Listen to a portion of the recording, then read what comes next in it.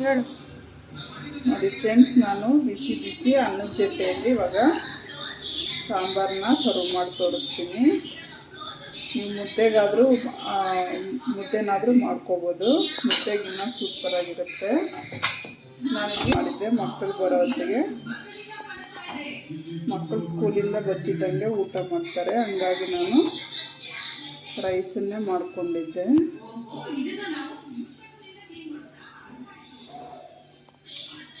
ನೋಡಿ ಈ ರೀತಿ ಬಂದಿದೆ. ನನ್ನ ವಿಡಿಯೋ ಸ್ವಲ್ಪನಾದರೂ ಇಷ್ಟ ಆಗಿದೆ, ಒಂದು ಲೈಕ್ ಕೊಡೋದನ್ನು ಮರಿಬೇಡಿ. Thank you friends.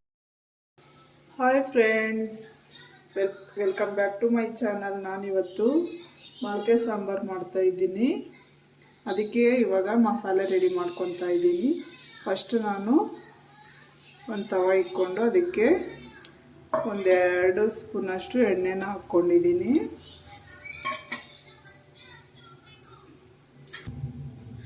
ಎಣ್ಣೆ ಸ್ವಲ್ಪ ಕಾದ್ಮೇಲೆ ಈರುಳ್ಳಿ ಮತ್ತು ಬೆಳ್ಳುಳ್ಳಿ 1 ಇಂಚ್ ಆಗೋಷ್ಟು ಶುಂಠಿನ ಹಾಕ್ಕೊತಾ ಇದ್ದೀನಿ.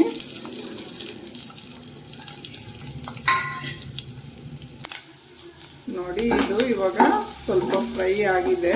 ನಾನಿವಾಗ ಟೊಮೊಟೊನ ಹಾಕ್ಕೊತಾ ಇದ್ದೀನಿ.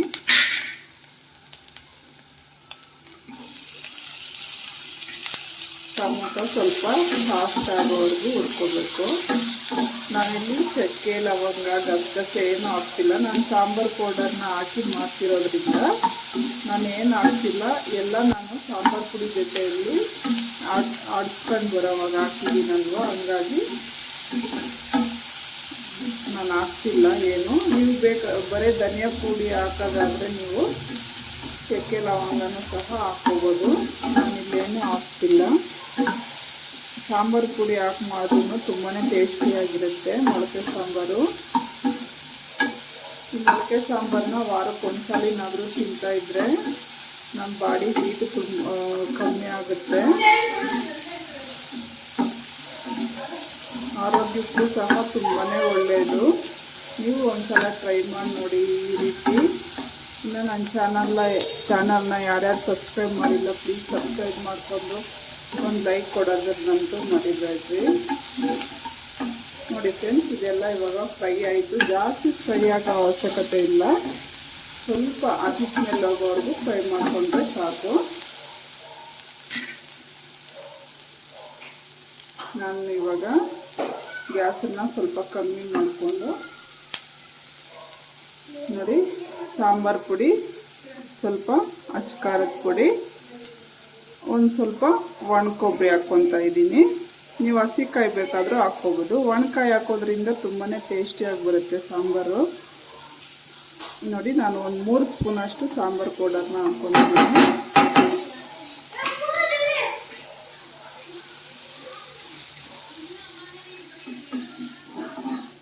ನೋಡಿ, ಈ ರೀತಿ ಎಲ್ಲ ಮಿಕ್ಸ್ ಮಾಡಿಕೊಂಡು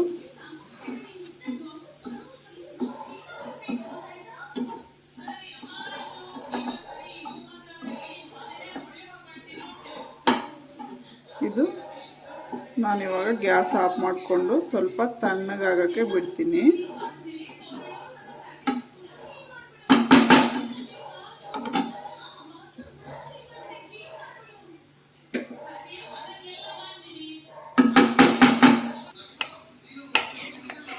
ನೋಡಿ, ಇವಾಗ ಇದು ಎಲ್ಲ ತಣ್ಣಗಾಯಿತು. ನಾನು ಒಂದು ಪ್ಲೇಟ್ಗೆ ಹಾಕ್ಕೊಂಡಿದ್ದೆ.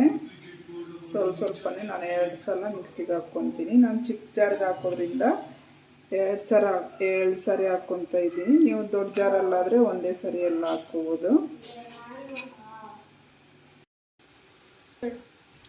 ನೋಡಿ, ಸ್ವಲ್ಪ ನೀರು ಹಾಕ್ಕೊಂಡು ನೀಟಾಗಿ ನಾವಿವಾಗ ಪೇಸ್ಟ್ ಮಾಡ್ಕೋಬೇಕು ಮಸಾಲೆಗೆ.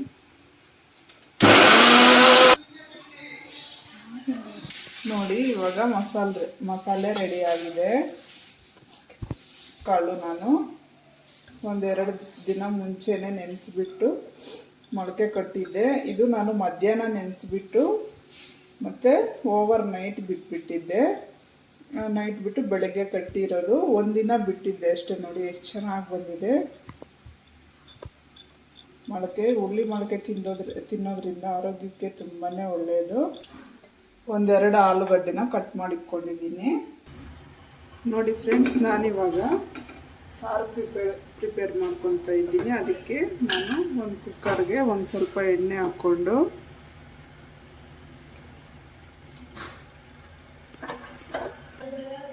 ಎಣ್ಣೆ ಸ್ವಲ್ಪ ಕಾದ್ಮೇಲೆ ಒಂದು ಸ್ವಲ್ಪ ಸಾಸಿವೆ, ಒಂದು ಸ್ವಲ್ಪ ಕರಿಬೇವಿನ ಸೊಪ್ಪು ಮತ್ತು ಒಂದು ಈರುಳ್ಳಿನ ಹಾಕ್ಕೊತಾ ಇದ್ದೀನಿ.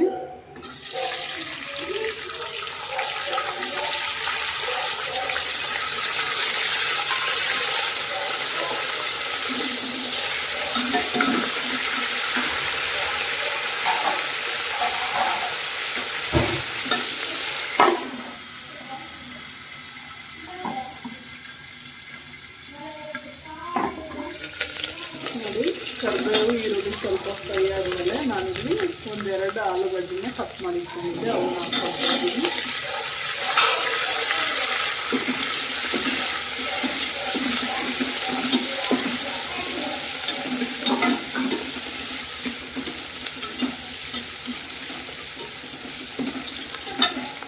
ಆಲೂಗಡ್ಡೆ ಹಾಕೋದ್ರಿಂದ ಮೊಳಕೆ ಸಾಂಬಾರಿಗೆ ಚೆನ್ನಾಗಿರುತ್ತೆ. ನಿಮಗೆ ಇಷ್ಟ ಇಲ್ಲ ಅಂದರೆ ಆಲೂಗಡ್ಡೆನ ಸ್ಕಿಪ್ ಮಾಡ್ಬೋದು. ನಮ್ಮ ಮಕ್ಕಳು ತುಂಬ ಇಷ್ಟಪಡ್ತಾರೆ ಆಲೂಗಡ್ಡೆ, ಹಂಗಾಗಿ ನಾನು ಕಾಳು ಸಾರು ಮಾಡಿದಾಗ ಯಾವುದ್ರ ಜೊತೆಲ್ಲಾದರೂ ನಾನು ಆಲೂಗಡ್ಡೆನ ಹಾಕ್ತೀನಿ.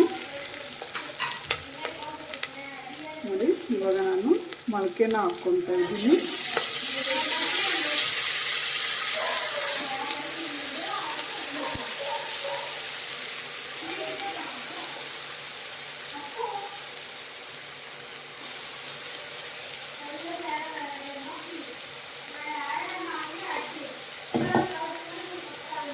ನಾವು ಇವಾಗ ನಮ್ಮ ರುಚಿಗೆ ಎಷ್ಟು ಬೇಕೋ ಅಷ್ಟನ್ನು ಉಪ್ಪನ್ನು ಹಾಕ್ಕೋಬೇಕು. ಇವಾಗ ಹಾಕೋದ್ರಿಂದ ಕಾಳಿಗೆ ಉಪ್ಪು ಚೆನ್ನಾಗಿ ಇಟ್ಕೊಳ್ಳುತ್ತೆ.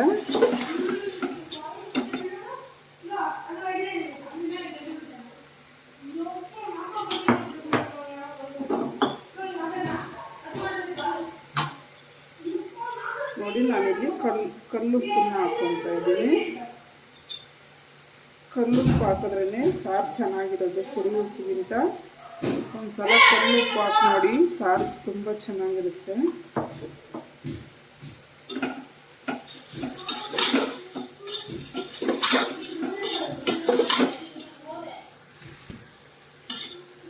ನೋಡಿ, ಉಪ್ಪು ಹಾಕಿದ್ಮೇಲೆ ಸ್ವಲ್ಪ ಈ ರೀತಿ ಮಿಕ್ಸ್ ಮಾಡಿಕೊಂಡು ಒಂದು 2 ನಿಮಿಷ ನಾವು ಉಪ್ಪು ಜೊತೆಯಲ್ಲಿ ಬೇಯಿಸ್ಕೋಬೇಕು ಕಾಳನ್ನು. ಆವಾಗ ತಿನ್ನಲಿವಾಗ ಸಪ್ಪೆ ಇರಲ್ಲ, ಕಾಳು ಚೆನ್ನಾಗಿರ್ತವೆ ತಿನ್ನೋಕ್ಕೆ. ನೋಡಿ, ಇವಾಗ ನಾನು ಪ್ಲೇಟ್ ಮುಚ್ಚಿಬಿಟ್ಟು 1 ನಿಮಿಷ ಅಥವಾ 2 ನಿಮಿಷ ನೀಟಾಗಿ ಬೇಯಿಸ್ಕೋಬೇಕು. ನೋಡಿ, ಇವಾಗ ಕಾಳು ನೀಟಾಗಿ ಸ್ವಲ್ಪ ಬೆಂದಿದೆ. ಉಪ್ಪು ಜೊತೆಯಲ್ಲಿ ನಾನಿವಾಗ ಮಸಾಲೆ ರುಬ್ಬಿಟ್ಕೊಂಡಿದ್ವಲ್ವ ಅದನ್ನು ಹಾಕ್ಕೊತಾ ಇದ್ದೀನಿ.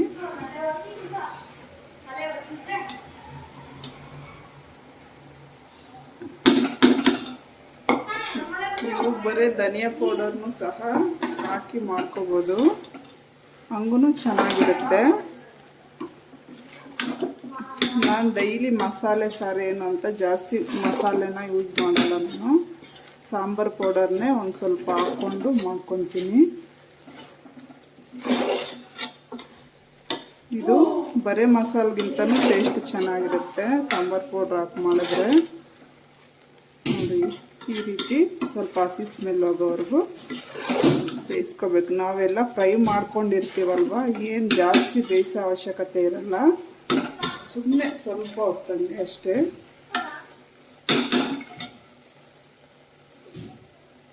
ನಾನಿವಾಗ ಎಷ್ಟು ಬೇಕೋ ಅಷ್ಟು ನೀರನ್ನು ಹಾಕ್ಕೊತಾ ಇದ್ದೀನಿ.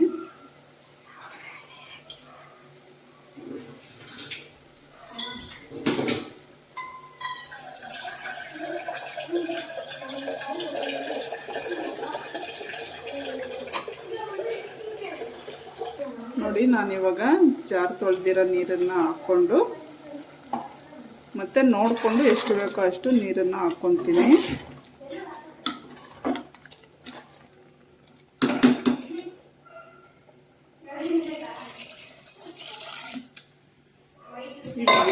ಸಾರು ಸ್ವಲ್ಪ ತೆಳ್ಳಗಿದ್ರೇ ಚೆನ್ನಾಗಿರ್ತೈತೆ ತಿನ್ನೋಕ್ಕೆ. ನಾವು ಇವಾಗ ಸ್ವಲ್ಪ ಗಟ್ಟಿ ಮಾಡಿಬಿಟ್ರೆ ಮತ್ತು ರಾತ್ರಿ ಅಷ್ಟರಲ್ಲಿ ಇನ್ನೂ ಜಾಸ್ತಿ ಗಟ್ಟಿ ಆಗಿಬಿಡುತ್ತೆ. ಅದಕ್ಕೆ ನಾವು ಮಾಡೋವಾಗೆ ಸ್ವಲ್ಪ ತೆಳ್ಳಗೆ ಮಾಡ್ಕೋಬೇಕು.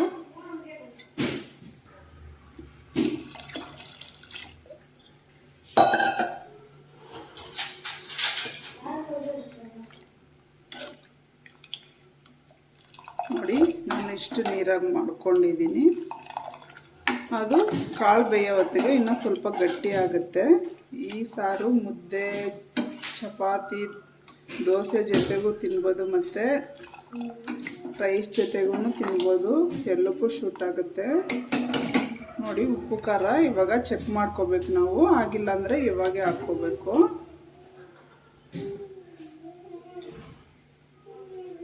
ನಮ್ಮದು ಎಲ್ಲ ಪರ್ಫೆಕ್ಟಾಗಿ ಎಲ್ಲ ಕರೆಕ್ಟಾಗಿದೆ ಉಪ್ಪು ಖಾರ ಎಲ್ಲ. ನಾನಿವಾಗ ಚಾಕು ಹಾಕ್ಬಿಟ್ಟು ಒಂದು 3 ವಿಜಿಲ್ನ ಕೂಗಿಸ್ಕೊತೀನಿ. ನೋಡಿ, ಕ್ಯಾಪ್ನ ಮುಚ್ಚಿ ಒಂದು 2 ರಿಂದ 3 ವಿಜಿಲ್ ಕೂಗಿಸ್ಕೊಂಡ್ರೆ ಸಾಕು. ಚೆನ್ನಾಗಿ ಬೆಂದಿರ್ತವೆ ಕಾಳು.